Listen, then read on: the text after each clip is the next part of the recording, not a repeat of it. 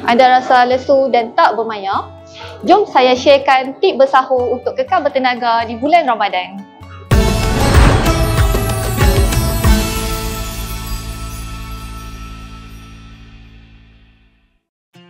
Tip pertama, lewatkan waktu bersahur sekurang-kurangnya 30 minit sebelum waktu imsak.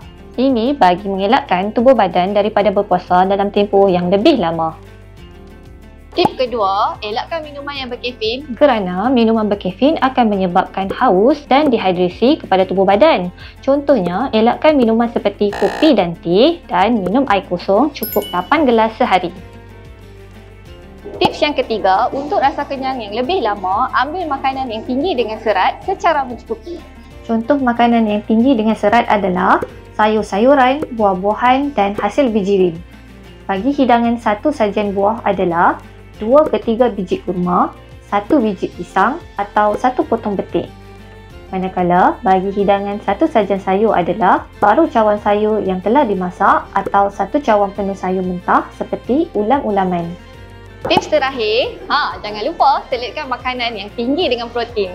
Ini kerana penghadaman protein mengambil masa yang lebih lama berbanding dengan karbohidrat. Contoh makanan yang tinggi dengan sumber protein adalah ikan, ayam, telur, tahu dan susu.